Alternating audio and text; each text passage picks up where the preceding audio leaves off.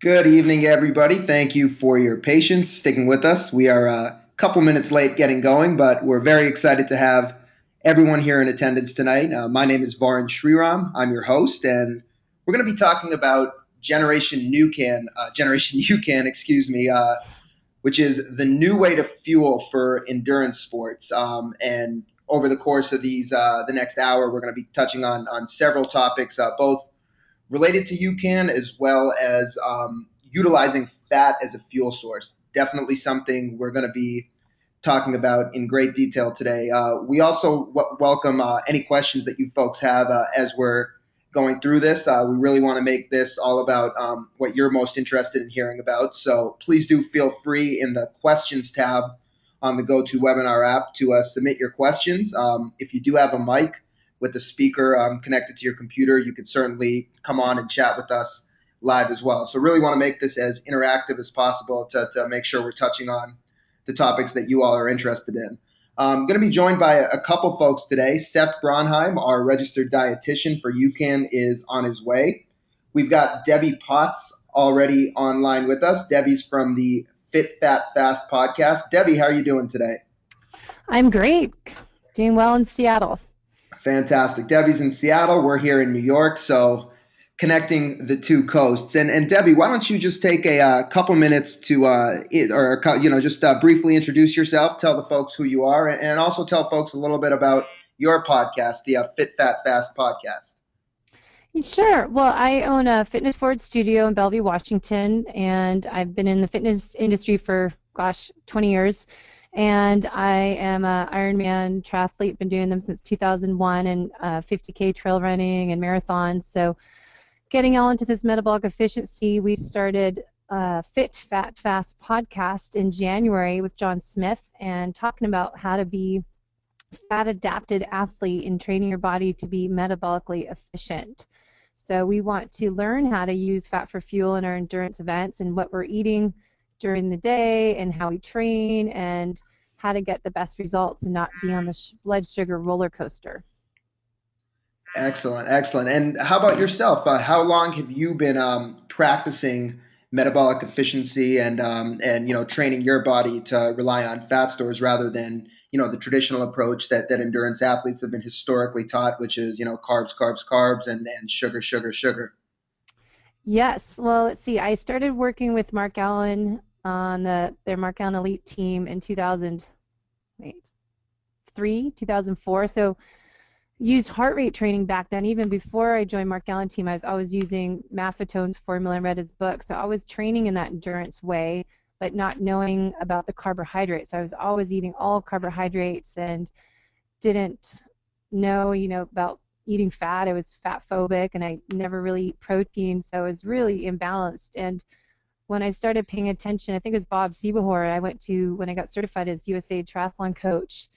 That's when I became more aware of getting rid of the sugars and foods. And so he really opened my eyes up. That was about 2008 and started, figuring out, I don't need to eat that much. I don't need to have gels every 5 miles. I don't need to have a bottle of Gatorade because really it worked for me because I was kind of forcing myself to eat that way when I was training and racing just because I was told that. So when I started to learn more and test it out myself, I was amazed. And then heard about UCAN last year, and I was so excited because that's how I work. I work with using fat for fuel, and when I threw sugar down there, I'd always get sick, and drinking too much, I'd be throwing up, and while I bike ride and got used to that, but learning how to eat right So and getting more fat in my body was a lot better. you Yep. alluded to a couple of the this in a couple of different ways, but for you, what was that motivation to become a fat adapted athlete or rely on not just utilizing carbohydrates but really burning more fat in your training and in your racing? What made you think that you wanted to make that change? Well, I started to realize as I learned more about it that I'm trying to train my body to use fat for fuel by the way I'm training and what heart rates to be in.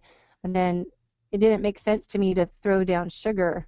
And I thought, how are you supposed to, build that endurance up? How are you supposed to lose weight when you have all that sugar in you?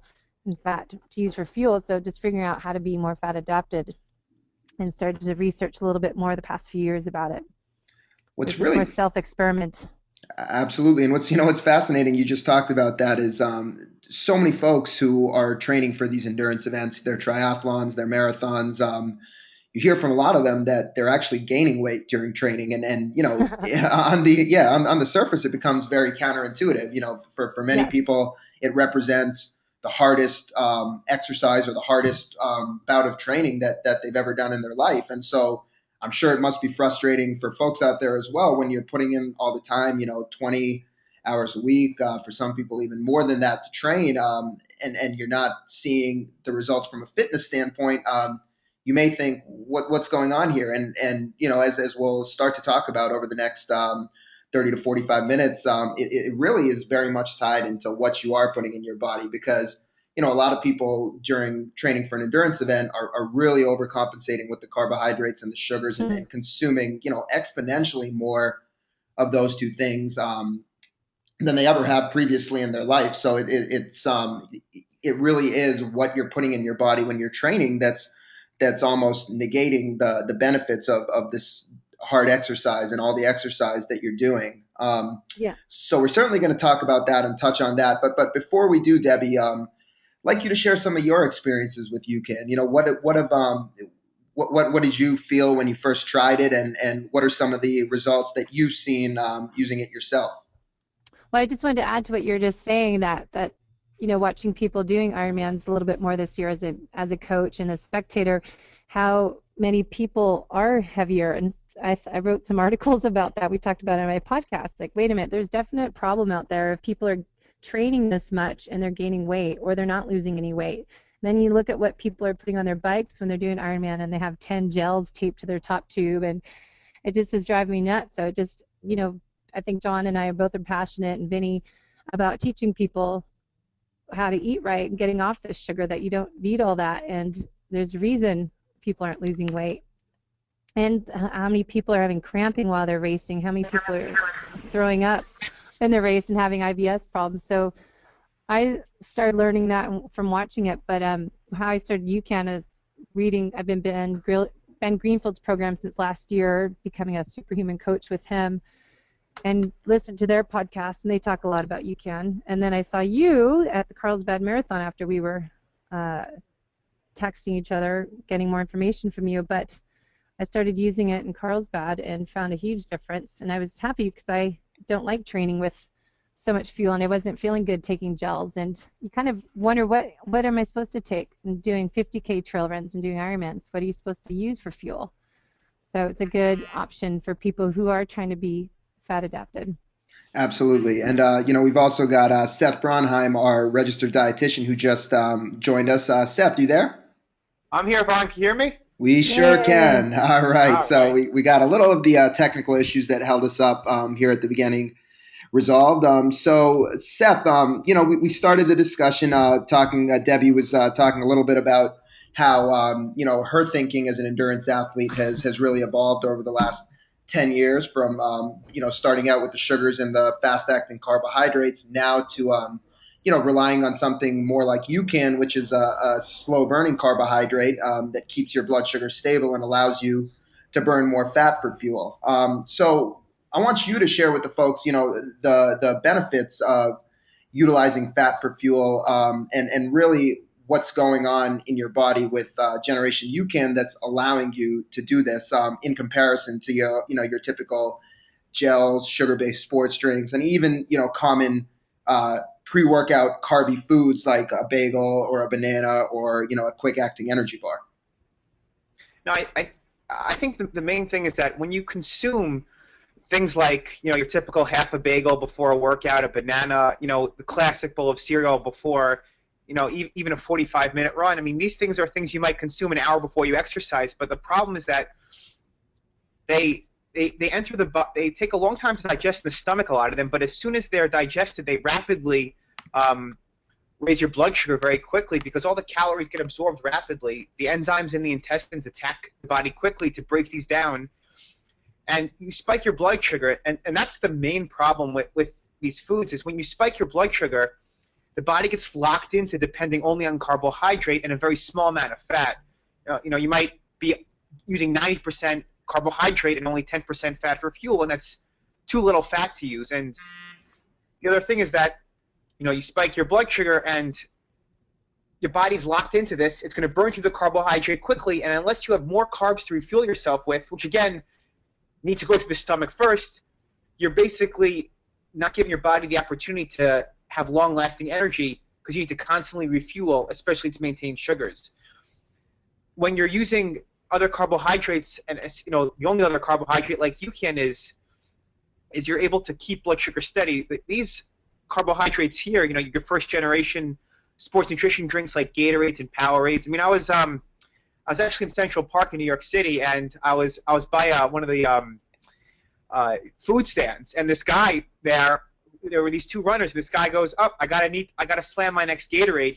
He spends like $4 on a 20-ounce Gatorade, and he drinks all 20 at once. I'm watching there, and I'm with my wife, and my wife doesn't like me to talk about UCAN on weekends, so I don't go up to the guy and start describing UCAN, but I'm seeing his pattern. It's like he was like, "Up, time for my next Gatorade," and it was like, if you want peak performance, you can't just like break for sugars every 45 minutes. It just doesn't work that way. He's asking his body to flood his body with sugars, burn through those sugars, and then refuel with those sugars. And it's not the way you can maintain power output. You can't just put a bunch of sugar in your stomach and expect your body to maintain a high power output. So do you find that for long distance races too, or just you're saying for short distance races, people, I mean, definitely they're doing higher heart rate training. So what do you say for fueling for different distances? So the main thing is that, this is especially with endurance. As you approach higher intensities and you're going out longer, the adaptation to an endurance athlete, you wonder, how does an athlete physiologically go from being able to maintain a certain power output at an hour and extending that to 2 hours and then 3 hours, right? I mean, you see some of these Olympic triathletes, I mean, they are maintaining high intensity for almost 3 hours. And the adaptation is really that in your muscle cell, you upregulate mitochondrial enzymes. And by upregulating these mitochondrial enzymes, it makes you a better fat burner. You're supposed to be an amazing fat burner, especially as an endurance athlete. You have the enzymes in place. The problem is that if you start taking in all these fast-acting carbohydrates, you never give your body the opportunity to use that fat for fuel. I mean, Lance Leo, he's an endurance athlete out in St. Louis Park in Minnesota. I mean, I've seen some of his curves where he's showing how he approaches higher intensities. He was taking a fast-acting carbohydrate and at 10.5 miles per hour on a treadmill, and we both agree that that's pretty high intensity. He's only burning 24.3% fat with a fast-acting carb. When he was using UCAN, he was at 63% fat. So we're challenging that notion that as you approach higher intensities, you're able to burn fat at higher intensities because we're giving you a little bit of carbohydrate to keep you steady, but that's just enough to maintain those high intensities, especially while those mitochondrial enzymes are upregulated, so you can burn more fat for fuel. And that's the key. It's a glycogen sparing game, because as soon as glycogen starts to deplete in the muscle cell, that's when you feel low. That's when the muscles can't operate well. And the more fat you can use for fuel, the less carbs you use, and that means the more glycogen you can spare. And the main thing is that, and Bob Seabar has always said this, as long as an athlete can maintain fasted glucose levels, they can maintain peak performance. You're looking on this, and I'm going to say that again because it's so important. As long as an athlete can maintain fasting blood glucose levels, they can maintain peak performance. And that's because the limiting factor in sport like triathlon is the brain. I mean, let's face it. Mm-hmm. I mean, even if you were a terrible fat burner, you have tons of glycogen available. But you also, if you're pretty good at burning fat, you have tons of fat available. I mean, 50,000 to 100,000 calories of fat in most people. Yet, the brain is the problem. If glycogen gets low, if the brain can't get a steady source of glucose, that's the central fatigue theory. I mean, that's why fatigue will go down, because the brain is not getting a steady and even rate. I mean, so much of maintaining blood sugar is tied into preventing fatigue. Because drops in blood sugar mean the brain's not getting what it needs, and then you're playing catch up with the body. And as soon as you start getting those fatigue signals, it's very tough to catch up. So, let's get a sense here through a poll of our audience. How many folks have tried UCAN before, and then we certainly do see several of the questions that people have submitted. So we're going to definitely go through those and make sure we answer everything. But we do want to get an idea of how many people have actually. Well, you know what? I forgot to set that poll up, so that's my bad on that. But you know what? Why don't we just quickly take about 5 minutes to very quickly go through the science behind UCAN and we've been alluding to the fact, and for those that are familiar with UCAN, we've been alluding to the fact that UCAN is something that allows your body to burn fat and is different than the typical fast-acting carbohydrates that you find in your sports drinks and gels. But let's tell you right now why UCAN is a little bit different. So the origins of UCAN were actually for kids with a very rare blood sugar disease. This is Jonah, who's the son of one of our co-founders, and Jonah has something called glycogen storage disease. Basically, the way all of us sleep at night is our liver releases glucose into our blood and helps us stabilize our blood sugar. Now, Jonah has a defect where he's unable to do this. So back in the 70s and 80s, these kids with this disease, they were dying at infancy. In the 90s, they found that regular cornstarch, the Argo cornstarch that you find at the grocery store, would help these kids keep their blood sugar stable for about 2 hours at a time because it had a slower burn than normal carbohydrates. So it allowed them to stabilize their blood sugar instead of having severe lows and severe hypoglycemia. That being said, they still have to be fed every 2 hours around the clock. There's actually a fascinating documentary on YouTube called Life by the Clock, where you see the dilemma that these families are going through, setting 6, 7 alarm clocks, all around the house every 2 hours so they can wake up and feed their children all throughout the night. So Jonah's family, really in search of a better way, in search of somewhat normal lifestyle, they started aggressively spearheading funding and research, essentially looking for the world's best carbohydrate. And when we say the best carbohydrate, we mean a carbohydrate that would release steadily and keep blood sugar stable for a very long period of time. Now, in these kids, the idea of keeping blood sugar stable for a long period of time was to allow them to sleep throughout the night instead of having to be fed every 2 hours because their blood sugar was severely low. For an athlete, keeping blood sugar stable for a long period of time means that you have steady energy for a long period of time without having to keep refuel. Now, for somebody that's interested, in fitness and you losing weight, keeping blood sugar stable for a long period of time means two things. It means you'll have energy without having to consume additional calories during your workout. And it also means that when your blood sugar is stable, your body is able to burn fat. As Seth alluded to and Debbie was talking about earlier, anytime you get that spike in blood sugar, your body's automatically going to say, I have all this sugar in my blood, stop burning fat, burn that sugar first.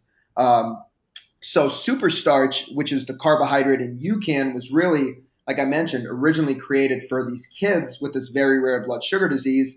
Jonah now takes a large dose of superstarch, roughly 90 grams of it at night before he sleeps, and it keeps his blood sugar stable so he can sleep for 8 hours through the night with no lows. And for his family and for his parents, they're not waking up every 2 hours in the middle of the night, so they're able to live that somewhat normal lifestyle. And Jonah's much more active now. He's playing sports and all that. So it was really a great story, and it could have ended there. But some of the top sports dietitians and researchers, carbohydrate researchers, they got wind of this carbohydrate back in around 2008. And they were really the ones that told us that, this is going to change sports nutrition. It's going to change the way we work with athletes. Bob Seebahar, who Debbie referenced, who's a gentleman that was the Olympic dietitian for the 2008 triathlon team and is also somebody that's championing this idea of metabolic efficiency and training your body to utilize more fat. Bob is the guy that really pushed us into sports and said point blank to us,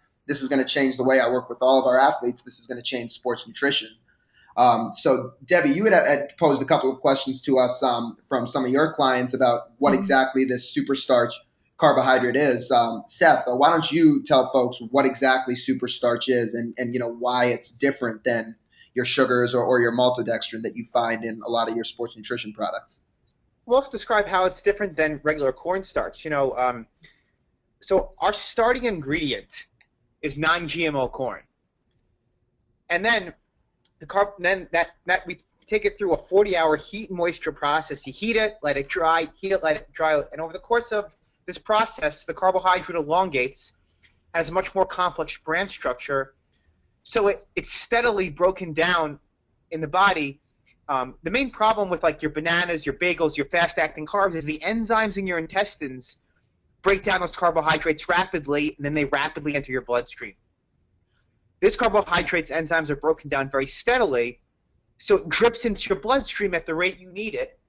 There's no enzymes or chemicals used in the process because our first customer were 2-year-old babies. And you know, the main thing is that in looking for the best carbohydrate for those young kids, they talked to carbohydrate researchers across the world. All different types of barleys, tapiocas, rices, and wheats were all used. And it turns out it's this non-GMO corn with this heat and moisture process, similar to the way you bake bread, that allows the carbohydrate to steadily release. I mean, this carbohydrate is less processed than oatmeal. So that's really what it is. And if you see the next slide, you'll see that we're really steadily releasing into the body and giving you steady and even energy at the rate your brain and your muscles need fuel. If you see that we compared ourselves to maltodextrin, this is a clinical study at the University of Oklahoma on elite-level cyclists, and it's not that you don't have energy when you take in these fast-acting carbs, it's that you experience, you know, almost like a roller coaster. All the carbohydrate enters rapidly because that's the only thing the body can rely on, because you've shut down your ability to burn fat, you burn through that quickly, and if you don't redose, the body struggles to recover. The problem is that you're going to guess. You're going to play a guessing game if you're not having something come in at a time-released rate. So with UCAN, there's no worrying about how am I going to feel here, how am I going to feel there. It's going to keep you steady and even. And as you use UCAN more and over your training, you'll notice it lasts you longer, and you'll even get those better benefits of really what it feels like to burn fat but have a carbohydrate at the same time. And that's you're talking about during training or during a race to take this, right? Are you speaking to just daily? People take it during the day? How would you use it? So, I mean, people start out using it before their exercise. So they start out during the week. I mean, we've had some people that were waiting until, you know, their 5-hour bike ride on the weekends. But the main thing is you want to use this carbohydrate during the week because, you know, if you're relying on that banana, or you're not eating before, but then you're depleting too much of your glycogen, you're not going to be able to work out and increase your power output and get those training adaptations that you want to carry over to your longer duration exercise. So a lot of people will have, you know, a serving before even an hour workout, so they have that steady and even energy. They keep their insulin low, which we'll describe in the next slide. But then if the next day they're going out for a longer ride, they're sparing their glycogen, so they're not going to go into the next workout in a depleted state. The main thing about UCAN is because it allows you to burn more fat, it doesn't cause you to burn through your glycogen, and glycogen restoration can take 10 to 20 hours, and that's why it's important to not deplete your glycogen the day before, you know, a long duration exercise. But if you look at this slide, you know, because we steadily release into the body, we showed, and these, you know, give you some to back up a sec. These were cyclists hooked up to metabolic carts and intravenous blood draws.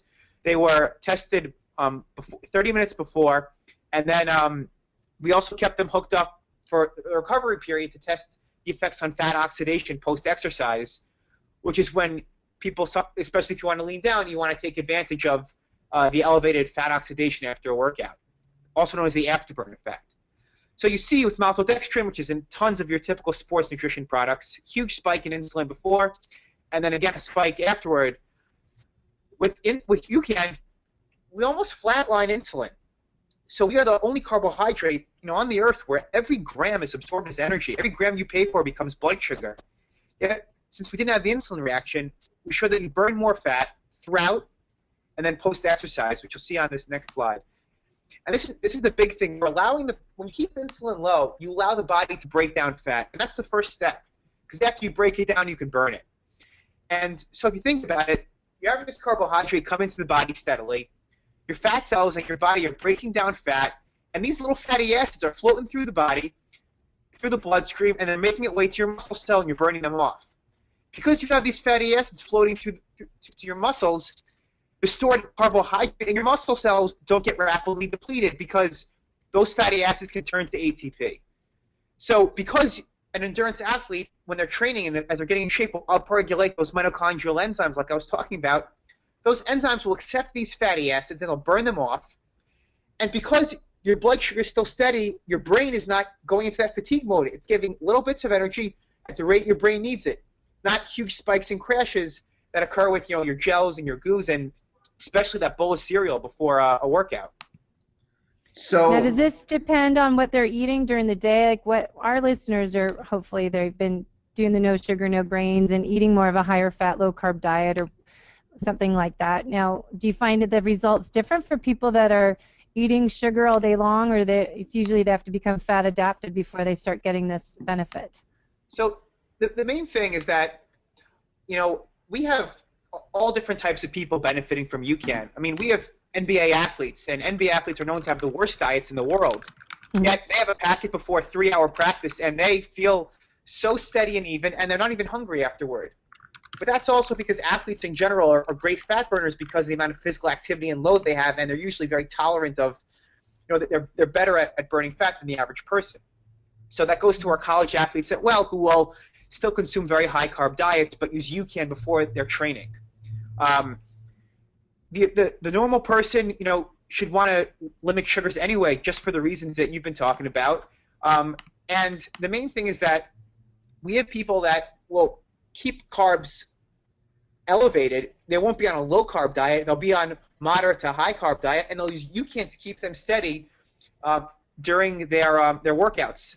Now, if someone wants to obviously lose weight, they have to, UCAN's a tool in that process, but you can't, be, having ice cream at night and 2 bagels for breakfast and expect to lose weight. So, those people that are trying to lose weight are usually reducing their refined and sugary carbohydrate in general. But, the answer to your question is that it more depends on what the person's training program is.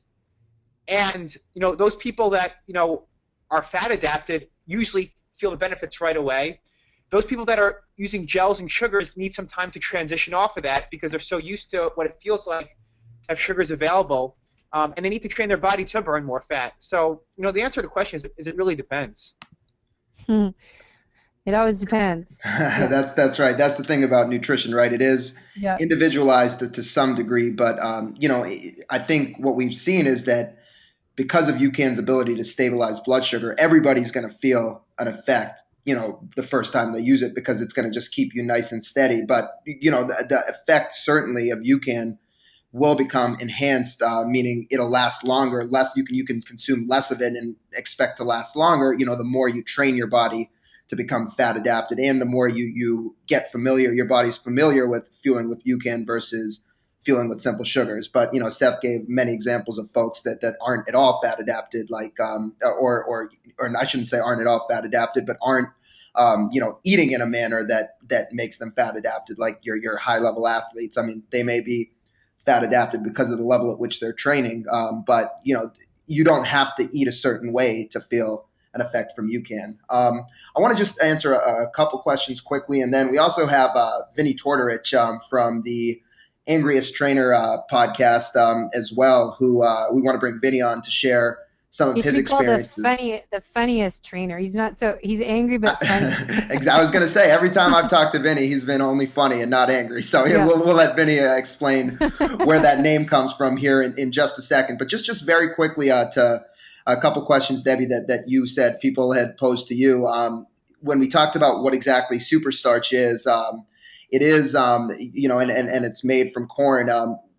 Definitely the corn is non-GMO, as we talked about off the top with the original intention of super starch and who it was created for these young kids with the rare blood sugar disease. It was very important that the corn that was used was clean and was non-GMO. So to answer that question, UCAN is made from non-GMO corn. Somebody else had asked if UCAN causes any increase in blood sugar in diabetics. And, we definitely don't make any medical claims at all, but just to take a step back for a minute, the product was created for kids that were severely hypoglycemic, meaning very low blood sugar. Now, diabetics have very high blood sugar, but the whole idea of the product was to keep blood sugar stable. So, it's definitely not causing a rise in blood sugar. And I'll just, give you one specific example from a type 1 diabetic triathlete named Kelly who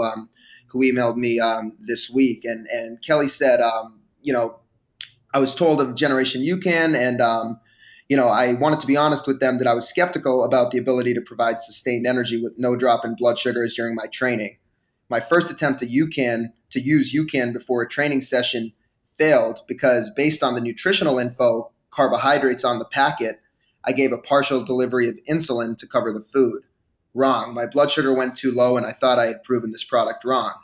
The next day, I decided to take a different approach and not give insulin for the packet because, after reading the label again, yes, there were carbs which require insulin, but the sugar content was 0 grams, which essentially meant this was something very different. After a 1.5 hour run, I could not believe how my blood sugars hadn't moved. How is this possible? My pre-workout blood sugar was very close to my post-workout blood sugar. There was no explanation for this. I couldn't imagine this working so perfectly. Over the next few weeks, I put the shakes to the test and couldn't believe it. Each time I kept thinking today will be the day it doesn't work, but fortunately I haven't met that day. I went on to compete in my sprint distance triathlon and placed 4th overall, 3rd in females. At each transition, I checked my blood sugars and was confident with each check that my blood sugars were staying put.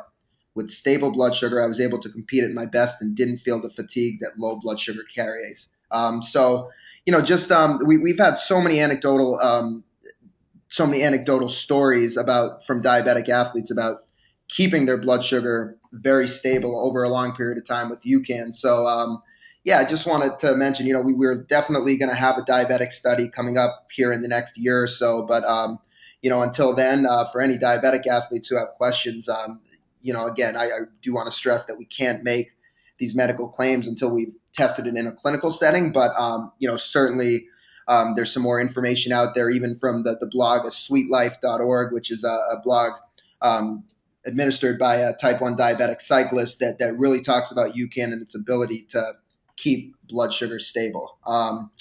So wanted to cover that.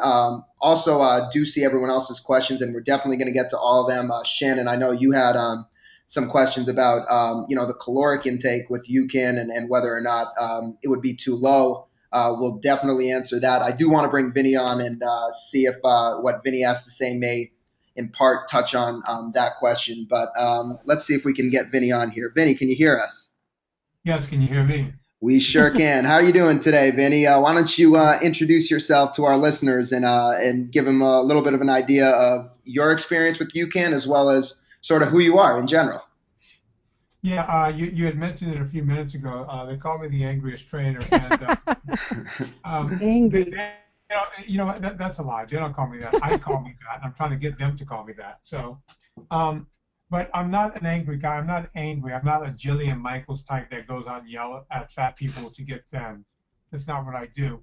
I'm angry because people's good intentions have been stolen. We're sold a bill of goods. We're told to take this potion and that powder and everything else.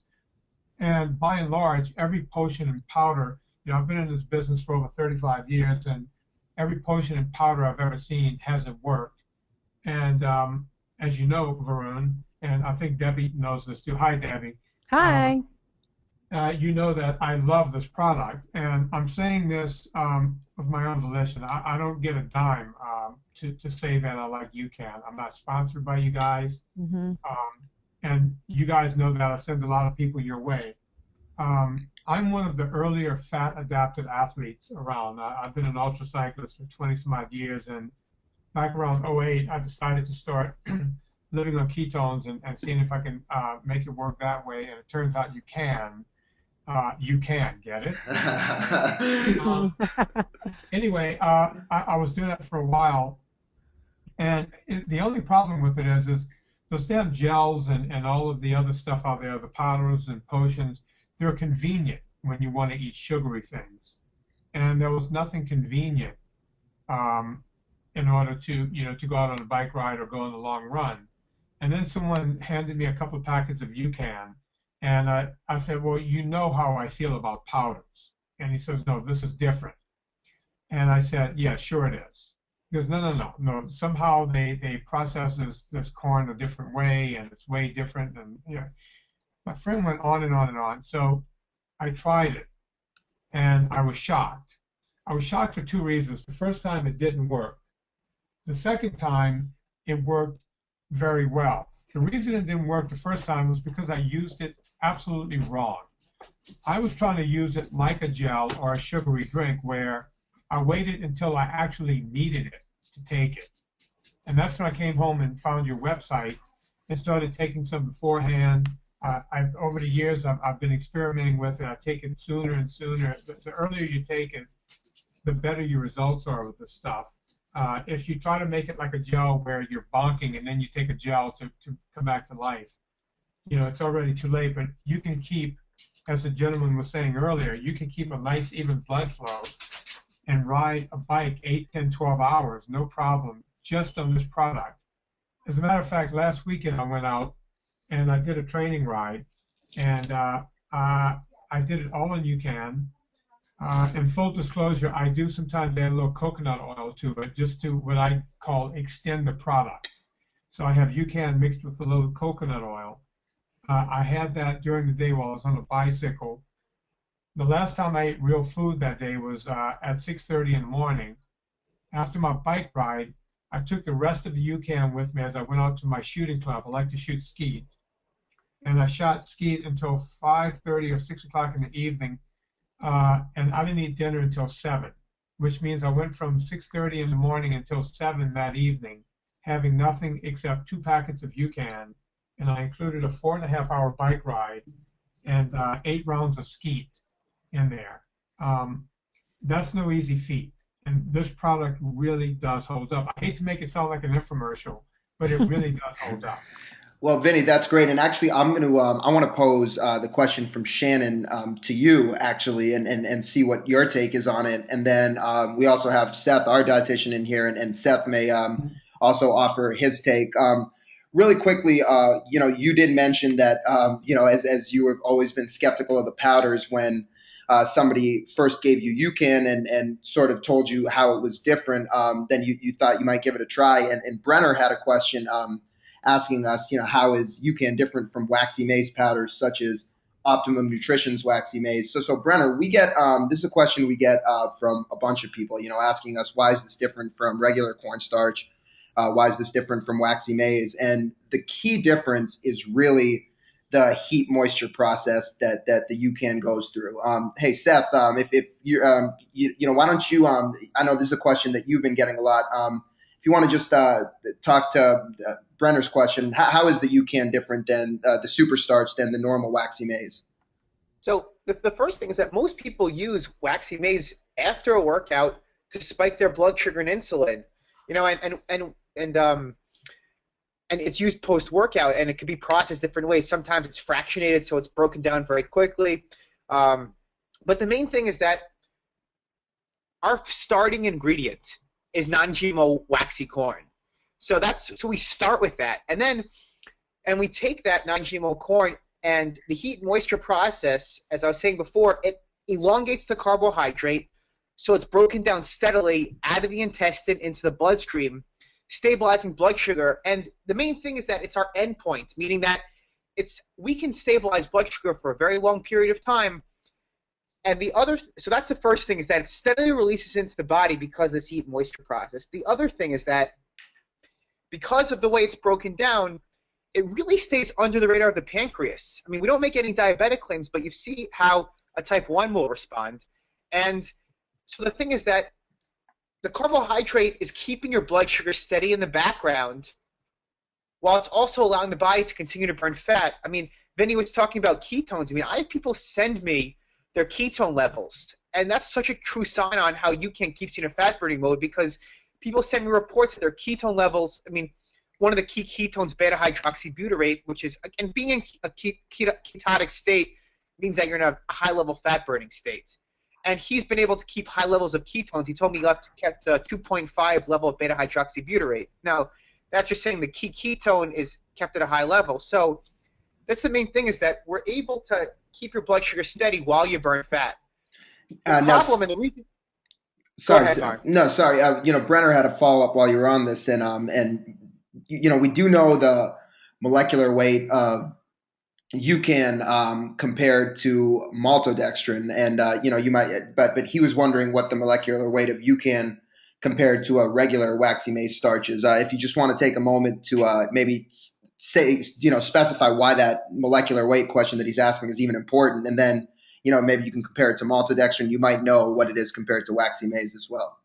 So the molecular weight, the problem is that, for example, there's a fast-acting carbohydrate with a high molecular weight that it can move fast through the stomach, but it's really what goes on in the intestines. So having a high molecular weight is very important, and our carbohydrate is high molecular weight, which means that large molecules move through the stomach rapidly, where small molecules, let's just talk about in a bowl of cereal or sugars, they're 180 grams per mole. A very small molecule, it trickles in the stomach, draws water into the stomach, and that's why, especially when you're exercising, if you take 25 grams of sugar, you can feel that bloat sometimes.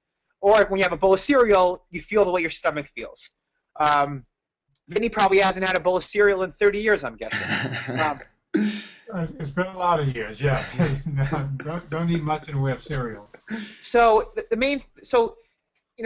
there's other. So we are, in terms of other waxy maize products that might also claim to have a high molecular weight. The one thing we have in common with them is that we both move through the stomach rapidly.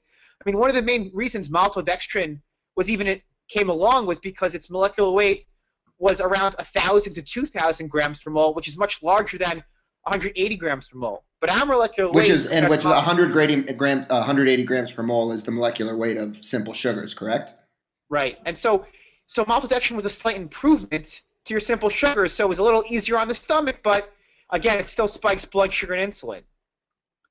Your waxy maize products might have, be around 250,000 grams per mole, which is what an average of them is usually. So they're very easy on the stomach, but once they hit the intestines, they're broken down rapidly. And as I said before, some waxy maize products are fractionated, and what that means is that they're even broken down even more in the intestines, so they're broken down so quickly that they spike blood sugar almost rapidly. You see a lot of them say spikes blood sugar and insulin, replenish glycogen quickly. So their purpose is really to replenish the body quickly, and the only way to replenish quickly is to get absorbed very quickly. Interesting. So I wanted to get back to Shannon's question, and Vinnie, I'm going to pose this one to you. Shannon says she's taking part in Ironman Florida this year. She's nervous about GI issues as my stomach can't hold very many gels or any solid food on a run. After getting very ill on my last Century ride / 90-minute run brick using gels and bars, I'm considering fueling entirely on UCAN alone. I should finish between 12 to 13 hours. Everyone tells me I'm nuts and it's not enough calories to sustain me, and I'm setting myself for a bonked run. What do you recommend? And, just to put this in a little bit of context before Vinnie answers, I know there's a lot of thought as we've been around in the talking to triathletes. There's this concept of, 250, 300, 400 calories an hour, and a lot of triathletes and endurance athletes are really thinking of things in calories per hour that they take in. So Vinnie, with all that in context, what do you say? Well, I don't know if you've noticed. Is her name Shannon? Yeah, Shannon. I don't know if you've noticed, but if you go out to any triathlon, when you get to the run portion of the triathlon, you will see lines and lines of porta potties. And they're nowhere else on the course except when you get to the run. The reason for that is the folks over at Ford Ironman realized over the years that you need to have that in order for people to walk in and puke and have diarrhea where no one else can see them. And that puke and that diarrhea is generated from hours and hours and hours of eating as if you were at a children's birthday party. Think about it. If you sat on your couch and every hour you had 300 to 400 calories of sugar, by the time you got to the 12th hour of doing that, you would be throwing up and you would have diarrhea. And that's exactly what happens, because let's remember, when you're doing a triathlon, you're not sitting on a couch, but in fact, you're compromised. You have less blood to your to your stomach. It's harder to get things to digest. Now you have all this sugar just building up. It becomes toxic and your body has to get rid of it. Now, to answer the other part of the question of the 300 to 400 calories an hour, well, it used to be 250 to 300, and that calculation for people who are eating sugar diets while they're doing long distance events is the absolute truth, because your stomach can only release 250 to 300 calories. It can only process 250 to 300 calories per hour. So that's been the common, thinking, taking that many calories and that's what you have, and that seems to work. Whenever you start going into UCAN and products like UCAN, or if you start eating high fat, which is what I also do on the bike, you can lower the calories significantly, because you're not working on a calorie in, calorie out. Your body's also, if you're fat adapted, your body's also using the fat on your body at the same time. So you don't need to take, your stomach is not working overtime to try to process that 250 to 300 calories. And that's where a product like UCAN can actually help you along a lot, because you're not trying to, by the way, you're burning 500 to 600 calories an hour, and you're only taking in 250 to 300 under the old method. If I'm being straight here. Under the new method, you might take in 100 calories or even less and get away with it because your body is fat adapted. Does that make sense? Did I screw that up in the process, or did I give you the That's answer? right. No, that's a good answer. So let's start with Vinny, and then I want to go on down the line, and Seth will come to you here in a minute. So Vinny, when you're going out on your your long rides, your 3-4 hour rides, or even longer in some cases, what are you roughly averaging per hour with UCAN in terms of calories taken? Do you have a sense of it? Yeah, let's take a 6 hour ride, for instance. Um, if I go out for 6 hours, assuming for breakfast, I do not follow your protocol of taking UCAN before I leave.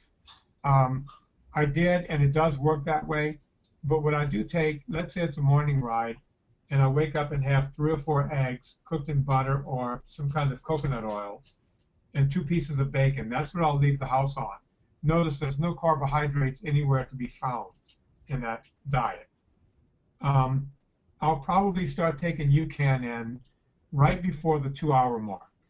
Doesn't matter how hard I'm going, doesn't matter if I'm climbing or going flat or tooling around or just kicking it up to, anaerobic efforts. Usually right before the 2 hour mark, I'll start taking in UCAN. If I have 1 packet of the powder in 6 or 7 ounces of water, that will usually last me an hour to an hour and a half. Then after that, I would have to go into a second packet. So the 6 hour ride, we're looking at probably 2 packets of UCAN. As I said before, the only other things I substitute is sometimes in that same bottle, I'll add a scoop of protein. I always go with your plain product. I never get the one with the protein. I get the plain because I like to add my own protein, and sometimes I will add the coconut oil also, which I call my extender. Seems to make the product last a lot longer. And Seth, what you said earlier is also true. I feel even blood sugar the entire time, the entire 6 hours. And when I get off of the bike, there's no rush to eat anything. I'm still fine. So we're, if we factor in the protein, the 2 packets of the plain UCAN, which is about 110 calories per packet, and then the coconut oil, for a 6 hour ride, we're probably, somewhere in that 400 to 500 calorie range. So, very, very, very efficient, less than 100 calories per hour. And like you mentioned, that's because you're utilizing fat for fuel. And you, of course, Vinny, are probably an extremely good fat burner by virtue of the diet you've been eating for a long period of time. So, you're obviously feeling a great effect, and your body's really great at utilizing fat for fuel. Debbie, how about yourself? What have you found in your experience? And I'm dwelling on this point a little bit because I would say the most common, one of the most common questions we get from endurance athletes is just, they're very confused at what they've always been taught historically about the caloric intake, and they just don't understand how they can fuel with UCAN without their performance suffering. What have you been finding for yourself when you've used it on long rides or long runs?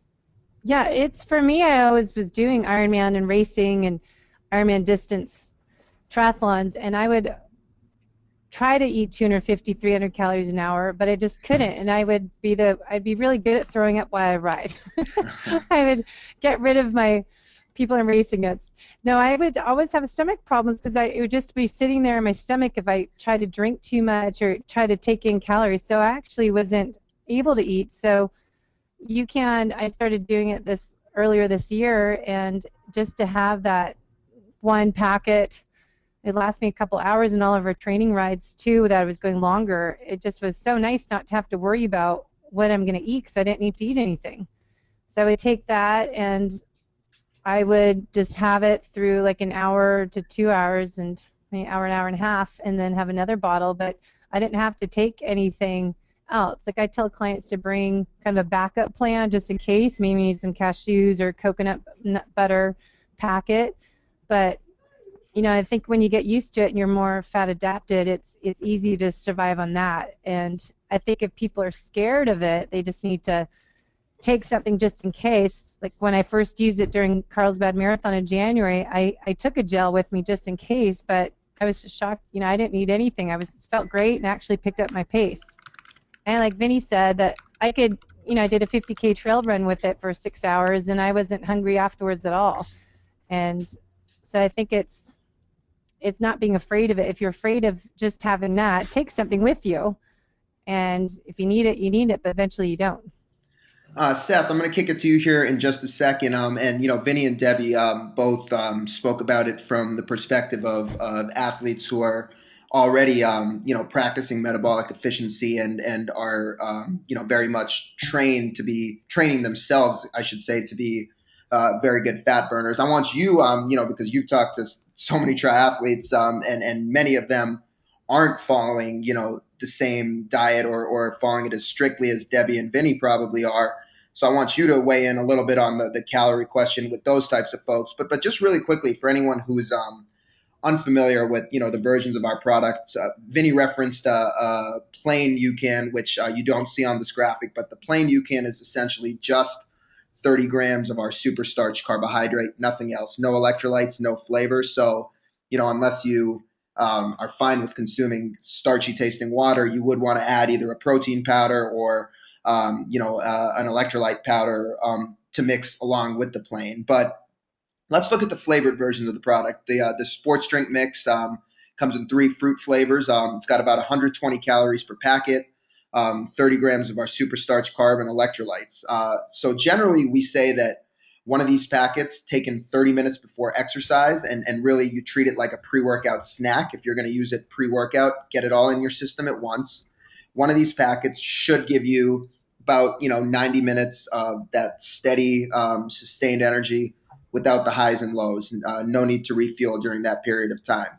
Now, when you're going over the 90 minutes or going over 2 hours, what you really want to do is figure out how long one of these packets lasts for you. If it's going to last you 90 minutes, then you want to refuel every hour with an additional serving. And the reason we say that is because, like Vinnie mentioned, it's not like a gel where once you bonk, you take it and it's going to hit you right away. Now, this is something that it's more of a, I guess, the way Seth describes it, it's more of a proactive approach to fueling. You want to take the next serving of UCAN about 20 to 30 minutes before you need it, because it is that slow release. So, just another example, if it's lasting you 2 hours, you want to take a packet of UCAN every 90 minutes.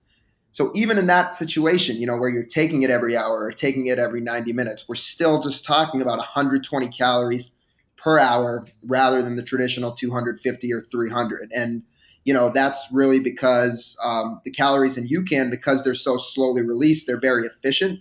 So you're getting the little bits of energy over time rather than just flooding your body with a ton of calories at once. And then there's the second point, which we've talked about, over and over the last hour, which is you're really allowing your body to utilize fat as a fuel source because you're keeping your blood sugar stable and you're not spiking your insulin.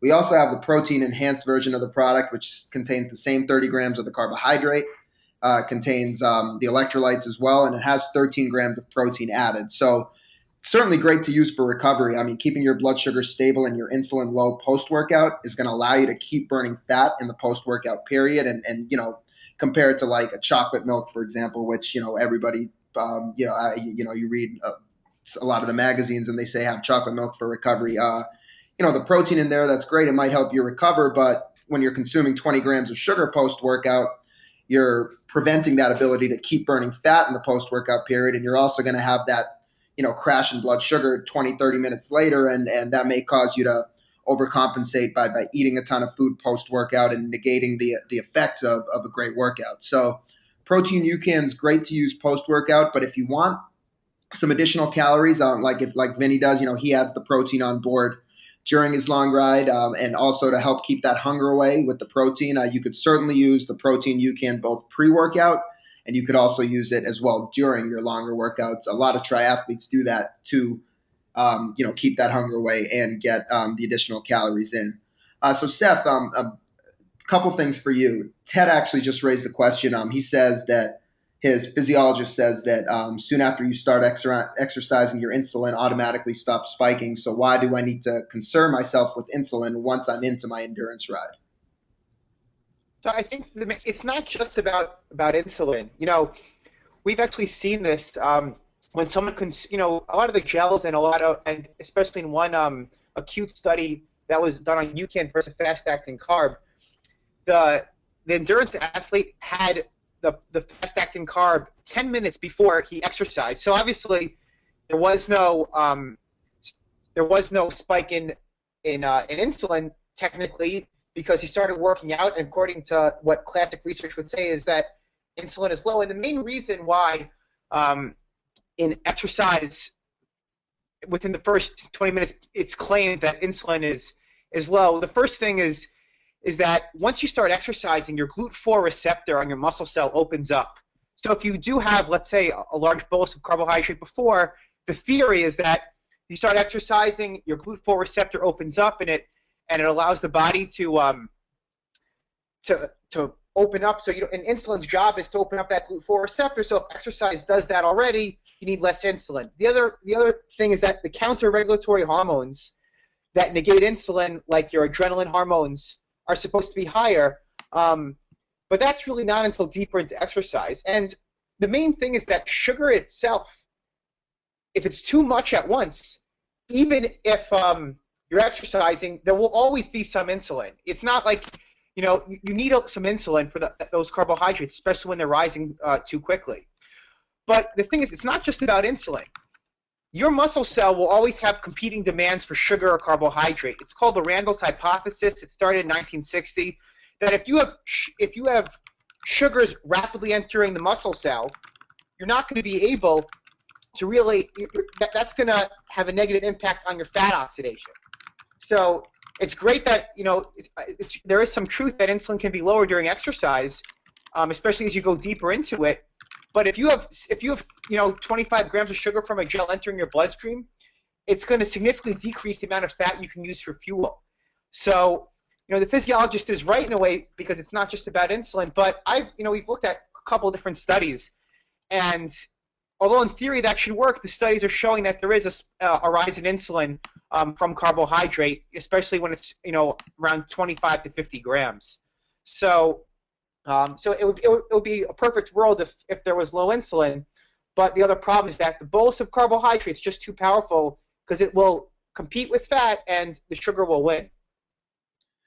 So that's pretty interesting, Seth. And what I wanted to start, what originally I was going to ask you, and this relates to a question from Diana, is how fat adapted must you be to start incorporating UCAN in your routine?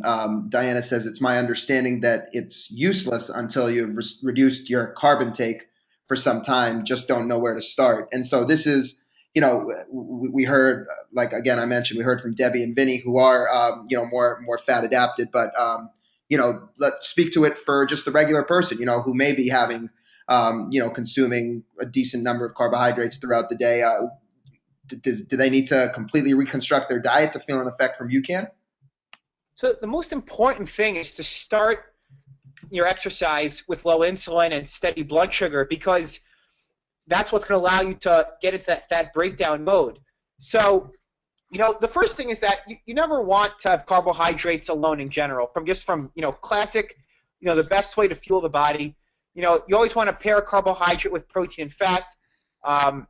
And for the majority of the time, you'd probably want to choose carbohydrates that aren't so fast acting because, obviously there's a prevalence of diabetes and obesity, and even lean people. I mean, there's 6 million people who are lean that have insulin resistance.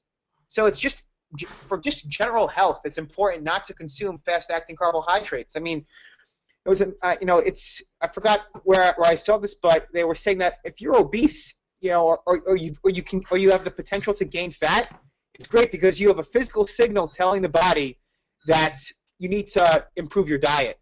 When you're lean and you have insulin resistance because you're processing those sugars so rapidly, you really can't tell what your risk of diabetes is. But that's a tangent. But the main thing is that we've got athletes and just in general endurance athletes who have kept their classic diets.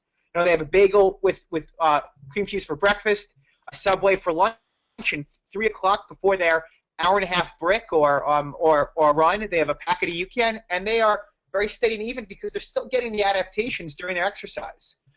Now, everybody responds differently, and I'll say that annoying response where it depends. But some people will need to clean up their diets, especially that pre-workout meal before they have UCAN to make sure it's low, so UCAN can be its best effect. Where other people are more tolerable of higher carbohydrate loads in general, which is why you still, see people who might produce less insulin in response to normal carbohydrates, so they might be able to get away with more carbs. In general, the older you are, the less glucose tolerant you get. So glucose tolerance decreases as you age. So, an older athlete might want to reduce their carbohydrate and maybe not completely really get rid of them, but try to at least reduce the cereals, the sugars, the bagels, all the kind of excess carbohydrates we really don't need.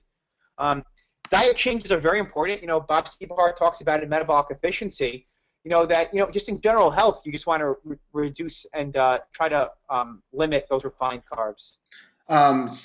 We definitely are going to stick around here for another 10 or 15 minutes. We have a few more questions that we want to get to. Vinnie does have to leave us, so I just a lot of folks here in the chat have said they really were fascinated by what Vinnie had to say. So Vinnie, before you do sign off, tell us how folks can hear more of your stuff and read more of what you have to say. Well, it's funny you should say that. I have a brand new book out, and much to my surprise, has now become a best-selling book on Amazon. Woohoo! Top-rated, one of the top-rated fitness books there. It's called Fitness Confidential, by myself, and it's co-authored with one of Hollywood's greats, Dean Laurie, who's known for things like oh God, what's Dean known for? Arrested Development, My Wife and Kids, Major Pain was one of his movies, and on and on and on. We sat down and we turned a fitness book into a story, and it seems to resonate with people, and it will teach you how to become metabolically I can't speak anymore, efficient, because it gets you off of heavy sugars and grains and teaches you how to do that, and teaches you how to exercise in the process. And it's also a nice story to it. So Fitness Confidential on Amazon. And of course, my Angriest Trainer podcast. We've actually had Debbie Potts on several times, and I'm looking forward to having her on again. She's one of my, number one, she's the best looking guest we've ever had. Say that about all your women. Early and often. She's a great guest to have. And Varun, you and I will be talking about stuff in the future, so I'm excited about what we're talking about too. Absolutely. I think we're all on the same goal as being metabolically efficient. There's not many other trainers and athletes out there like Vinnie and I they're getting this whole fat adapted while you're even racing and training and doing these endurance events. So it's rare to have other people like Vinnie out there. So I'm excited that we're all can work together to help spread this message, because so many people, like I'm going to Ironman Hawaii in a few weeks, and I'm going to deal with the same thing, looking at everyone taking sugar and listening to all these people get sick, and there's a lot of misinformation, as we know, and we're all out there to same passion, help people figure it out. Vinnie, hey, thanks a lot for being on. I look forward to chatting again with you in the future, but it's great to have you on and great to have you share some of your insights. Thank you. Thank you guys so much, and have a great day. You Bye, too. Vinny. Bye-bye, And, Debbie. Debbie, what you just said, I think is really so true. Is that for us, it's not really. I mean, UCAN the product is fantastic, and obviously we're here talking, about a product, and we want people to use it. But the fundamental thing that we're really talking about here is helping people move away from just I guess this, like Vinny said, this bill of goods that they've been sold, which is you need sugars and you need carbohydrates, and really getting folks to understand that there is a better way, and sure, and UCAN's part of the better way, and you're going to experience great energy from UCAN, but even outside of UCAN, if you were just to reevaluate the way you fuel your body for endurance and not essentially treat endurance sports like a trip to the candy store, it's just going to be a major health benefit long term. And Seth mentioned some of the statistics in leaner people and touched on the obesity and the diabetes problem in this country. And I think a lot of what you're talking about with metabolic efficiency and what Vinny talks about with the no sugars and the limiting the grains. It all ties into just making folks healthier and allowing folks to compete in these sports in a healthier manner. So that's I hope if there is a major takeaway from today's session that it is that. We do have a few more questions though that we want to get through, and we appreciate all you guys for participating and for sticking around with us for as we push an hour and 15 minutes tonight. Shannon asks, is it okay to take salt tabs or caffeine with UCAN? So Seth, why don't you answer that and maybe also touch on some other things that are good to use in conjunction with UCAN for your long rides. So UCAN salt sticks work well, and the main thing is UCAN is your fuel source, not your hydration. I know it's classic to sip on a sports drink or have your sip on your calories, but UCAN does contain electrolytes, but salt tabs are great. Caffeine is great too. Our UCAN and coffee is a fantastic combination. People take our plain UCAN with almond milk and coffee, or they do caffeine pills, whatever you like. And caffeine also helps with fat mobilization, so it might have a synergistic effect. Just to give based on this question, I just want to say that during the week, most people have a packet or a scoop and a half to 2 scoops of UCAN for 2 hours of exercise. If you're going to go out for a 45-minute run and you want to use UCAN as a snack, a scoop is good for exercise up to an hour usually. And then what we really recommend is for exercise over 2 hours to have a packet or a scoop to a scoop and a half every 60 to 90 minutes. And that gives you a baseline to figure out how long it lasts you. And that's because it'll keep you steady while you're burning fat. And if you notice a packet lasts you 2 hours, let's say, you have it at 90 minutes because it takes 30 minutes to absorb. So you have to stay ahead of it. You have to stay ahead of the fact that it takes a slow amount to absorb. And as Vinny's mistake originally was, he was having it when he felt the crash, but you want to use UCAN proactively. So hopefully that answers that question. Debbie, what have you? Seth talked about UCAN and coffee, and as you and I have spoken in the past, I know you personally have incorporated caffeine along with UCAN. What's been your magic recipe? Well, I used to be addicted to the bulletproof type of coffee that you have coffee in the morning with a tablespoon of coconut oil, a tablespoon of, I was using Kerrygold butter, and then do that, then use UCAN during our training rides or a race. And I had to cut out caffeine the past few months, but that really worked for me. It kept me full and kept me using fat for fuel and keep, I guess, fat adapted during the training or a race. So I used it in a marathon. I've done 50K trail runs with it and did triathlon with it as well. So I know my husband and some other clients did a couple Ironmans this summer, and they both did the coffee and the UCAN beforehand and then UCAN during, and it helped them during the bike. And then they need a little extra sugar on the run, but yeah, it does a little something. We got another question from Brenner.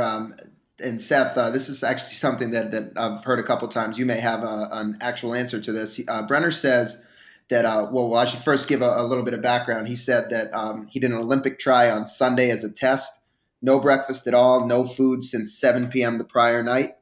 1 scoop of UCAN prior to the swim, and 1 scoop in a bottle during the bike. No bonk, had a great race. I'm a total believer.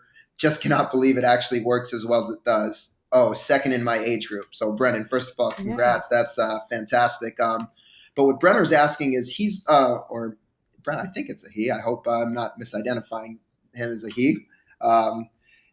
Brenner says, another question I've observed is that I need less water when using UCAN. Would there be a reason for this? Any feedback on that, Seth? Well, it could be two things. First off, when you are, when you have blood sugar spikes, and you're drawing that, you're breaking down that sugar, you're breaking down water too. So it could just be for the fact that you're keeping blood sugar more steady, and there's no spikes. We've heard this before, and on the top of my head, I don't really have a scientific theory or hypothesis, but it could simply be that there's less metabolic byproducts from breaking down fat, and since you're breaking down more fat, you're just getting locked into glucose. There might be some tie to hydration. It's something we'll be excited to explore as we do more performance studies. A couple questions that were posed to Debbie that she had for us. Says one is how can you incorporate UCAN for fuel and marathon training? I'm training for a sub 3-hour 30 marathon in a fat adaptive lifestyle, but still using gels on my long runs and during races. Keen to lose the sugars altogether, but nervous to give up my sugar, in quotes, crack during a race. Seth, what do you say for somebody that's nervous to wean themselves off the sugars, but is eager to do that type of thing? Well, I actually have a friend in my building who's a trail runner, and he's been using UCAN for a year, and he does a packet of our lemonade for a 2-hour trail run. And he uses a scoop now before his shorter runs during the week. But for that 2-hour run, he has a pack before. He still brings 2 gels, and he says it's been the same 2 gels in his. He wears this vest for these trail runs, and he's told me the same 2 gels have been there for the past year. So, it's just kind of funny. But I think the main thing is, it's not the end of the world to be using some gels during your really longer duration training and slowly wean yourself off. UCAN is going to keep you steady and help you avoid that crash. But the main thing is that, just the gels aren't healthy in general. There's so much research on how raising your blood sugar causes a rise in your fasting blood glucose, and over time will lead to, health implications. So you just got to slowly wean yourself off, but give yourself time. If it takes 2 months, it takes 2 months. And if for your first couple of races, you can combine UCAN with fast-acting carb. It's just okay. It's you got to give your body time. I mean, it's kind of like there's some people that try to get themselves off caffeine, and if you go cold turkey, you'll have headaches, and it might produce more stress on the body. So give your body the time it needs to adapt and to take your time. And what do you think about training in with the heart rate, though? I think if some of the questions were if you are training in that metabolic efficient heart rate where you're burning mostly fat for fuel, and that's where you want to become more efficient at burning fat, and then you can use UCAN. But what do you think if people are trying to take UCAN, but they're still training at anaerobic kind of metabolism heart rates? Well, I think what UCAN is going to do is over time it's going to allow you to burn more fat at those higher intensities, and we've seen that. Especially at Lifetime Fitness, they do metabolic testing over the course of 3 months with people using a scoop of UCAN before an hour workout, showing that fat utilization goes up as they approach higher intensities, and their heart rate stays the same. So, UCAN really challenges that notion that you need to be in a fasted state to gain, to become a better fat burner, because you still need some carbs available to burn fat. So we keep you steady, and instead of just burning through your liver glycogen and then feeling low, we're keeping you steady so you're not burning through your liver glycogen. And by the way, when liver glycogen gets low, that's when the brain truly bonks. So we're keeping your sugar steady, sparing that liver glycogen while you're burning more fat. So we've had people, compare UCAN versus being in the fasted state, and they've burnt more fat, and this is in trained athletes. So UCAN is a tool you can use to become a better fat burner, because what's the alternative? You can always not eat before and try to become a better fat burner. But But if someone's having that meal beforehand where it might cause too many calories to be in the bloodstream at once, UCAN kind of ensures that your blood sugar will stay steady. So that's a little bit of tangent, but I think you can definitely use UCAN as a tool for shorter workouts or longer workouts that are a low intensity to become a better fat burner. And Seth, would you say there's a if this specific example that Debbie gave, the individual was using UCAN with great success in zone 2 training, but as she pushed the intensities to zone 4, or he or she, here I go again, confusing myself, but as the individual went to the higher intensity in zone 4, was saying that can't get the sustained energy that I need when going into zone 4. Now we've obviously seen and heard plenty of examples of folks getting fantastic energy, both anecdotally, like you mentioned, from these NBA players, where all their efforts are at a very high intensity, or even the lifetime trainers who have sent you their reports over several months, or a guy like Lance Leo at 10.9 miles on the treadmill that's getting great energy. His heart rate is not all out of whack, and he's got still has great output.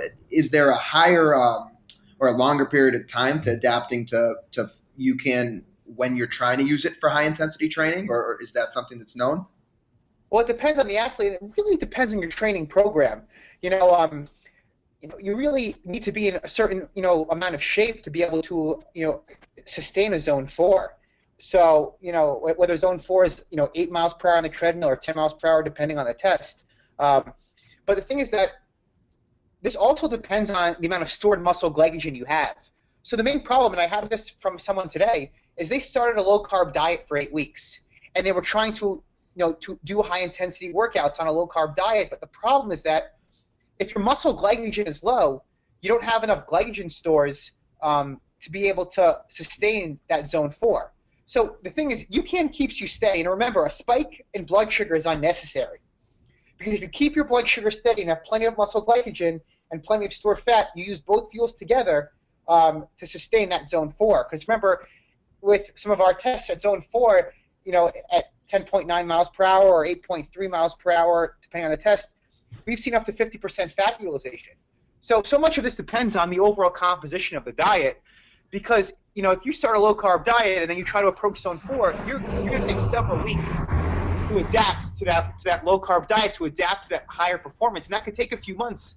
That's what a lot of people experience, is that if they try to be fat adapted and then approach higher intensities, they can't do it in the beginning. And it's even recommended not to do high-intensity training when you're trying to be on a low-carb diet for the first couple of months. So it so depends on the amount of stored muscle glycogen you have when you're approaching those higher intensities. And that depends on what else you're eating in your diet.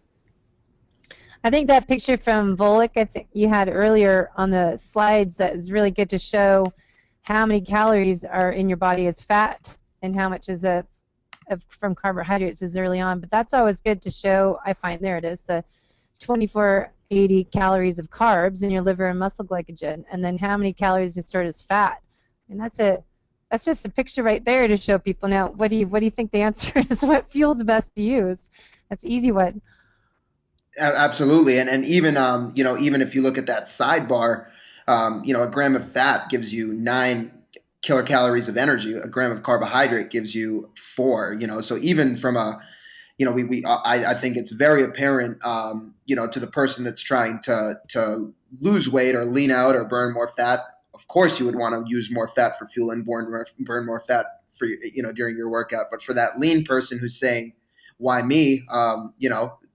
Like you said, it's all right there. It's a fuel source that's more plentiful, so it's much more available for you to use, especially over the long durations, and it's giving you more energy. So I think Seth mentioned this at the beginning when he said, the adaptation to becoming a better endurance athlete is to train your body to utilize more fat, and it's really says it all right there. You're gonna get better energy, feel better energy if you can utilize more fat for fuel.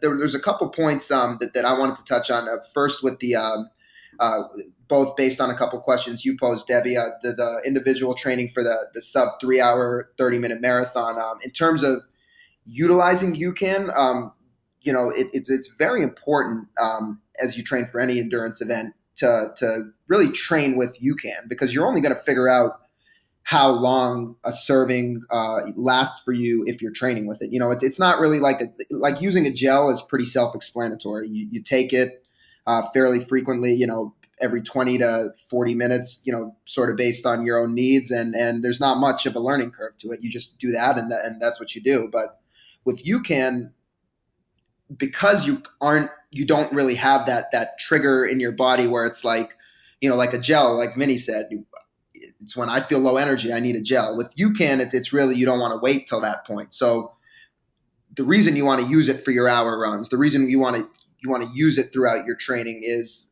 because you're going to get a better sense of how to make it work for you during an event. And also, the more you use it, you're really going to, over time, need less of it. So, in a way, it's actually going to save you in the long haul, not having to use as much of it if you're using it, and training with it.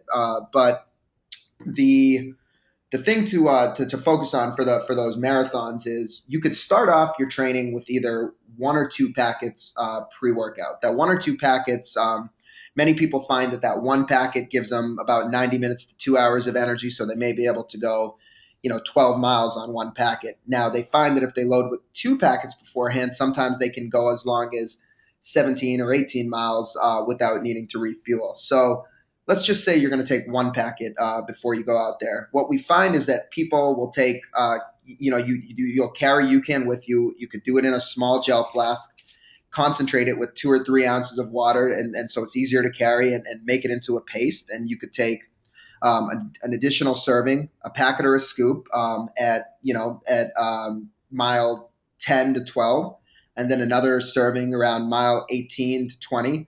And then that should carry you through the full 26.2. Or if you want to take the 2 servings before, you could take both those. That might carry you between miles 16 and 18. Then take the additional serving around 16 or 18, and that could carry you through the 26.2. So that's the way to think about it for a marathon. And still take water. Yep, right? And still hydrate with water, hydrate with sugar-free electrolytes. Ted asks, can I take too much? You can.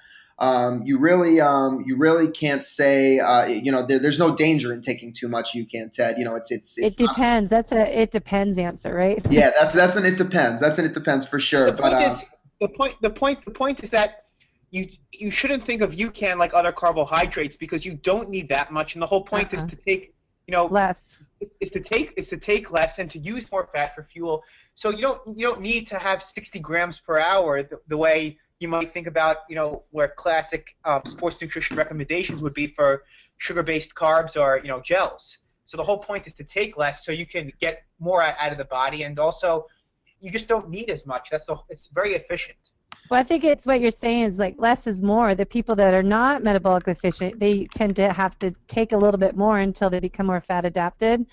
But ideally, if you're efficient, the way you train in the race and how you're feeling, you don't need to take much. It lasts a lot longer because you're using fat, right? Absolutely.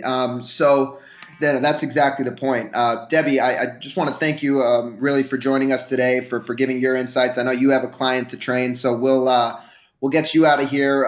For everyone on here, the recording is going to be available. If you registered for the session, you'll automatically receive a recording in your email. Debbie, I'll send it to you as well, so you can share it with any folks who weren't able to join. But thanks so much, Debbie. Really appreciate you joining us today.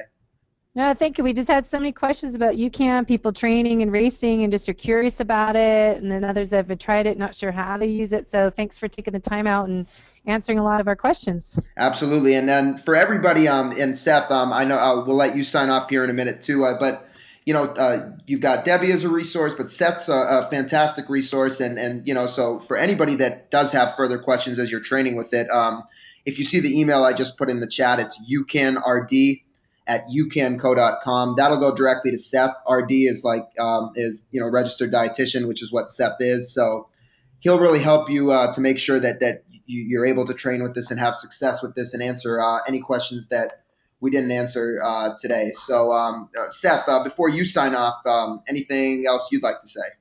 No, I think the main thing is a few things. First off, anybody who's interested in our plain UCAN, it mixes incredibly well with unsweetened almond milk and cinnamon. A lot of our 5 a.m. exercisers wake up, have a scoop of our plain UCAN with 4 to up to 6 ounces of unsweetened almond milk and cinnamon. Have it as a pre-workout fat-burning shot, and it keeps them steady so that they don't really need to eat breakfast until they get to work. For all of our flavors, you can always concentrate it the way Varun was talking about. Our packets say to use up to 16.9 fluid ounces. You do not need that much water. You can use anywhere between 8 and 12. For those people going on long bike rides, you can take a 20-ounce bottle, throw 3 servings in there, and have a third of it every 60 to 90 minutes. And the main thing is you want to train with it to get the training adaptations to carry over to your longer exercise, your longer duration exercise. That's great. Thank you very much, Byron. Yeah, thank you, Seth. And so, Ted, you did have one more question, Ted, and I can answer this even though Seth and Debbie are gone. Ted was wanting to know, like I mentioned, can I take too much UCAN during my endurance ride, which commonly takes me into high zone 4 many times, which is over 5 hours. Sounds like you're saying you only need a packet for 1.75 hours, I guess is what he was referring to. But Ted, just to try to answer that question, initially you may find that you need to up the dose of UCAN. So, if you're really pushing the intensity, for you may want to take, a packet of UCAN every hour, or you may even want to, do 2 packets or 2 scoops at a time and take that like every 75 minutes. So the dosage is something that that's where the learning curve comes in. And that's why we're stressing to play around with it and treat your body like a laboratory, because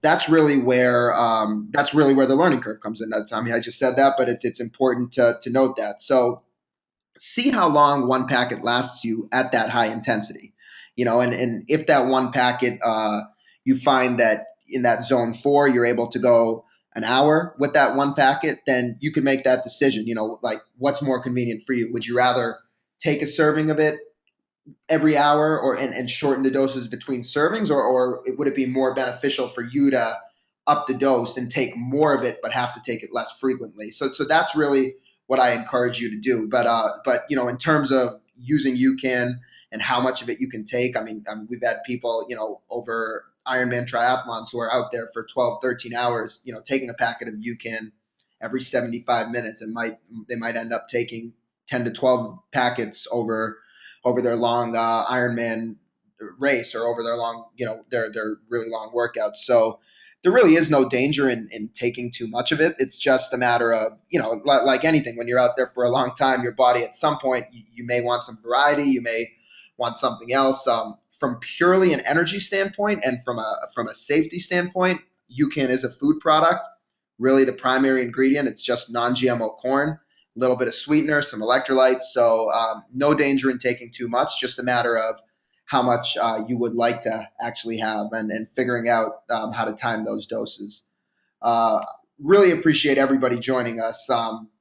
We do plenty of these. For those of you that follow us on social media, you may have noticed we haven't done as many of these this summer. I promise you it's for no reason other than Seth and I have been in a different city every week at a different event all summer. But as we get into the fall and the winter here on the East Coast, and as we're not traveling as much, we were going to bring on a ton of interesting guests and do a lot more of these. And the biggest thing is we want to be able to interact with you folks and answer your questions. So anytime you have a question, tweet us, pose a question on our Facebook page, email Seth at that email address that I posted in the chat. All those ways are a great way to get in touch with us, and we really are all about the education and making this work for you. It's really just the feedback we've been getting has been overwhelming in a lot of cases about the things people are able to achieve with UCAN. It really makes us so happy, and so we just want to be able to chat more and more with you folks and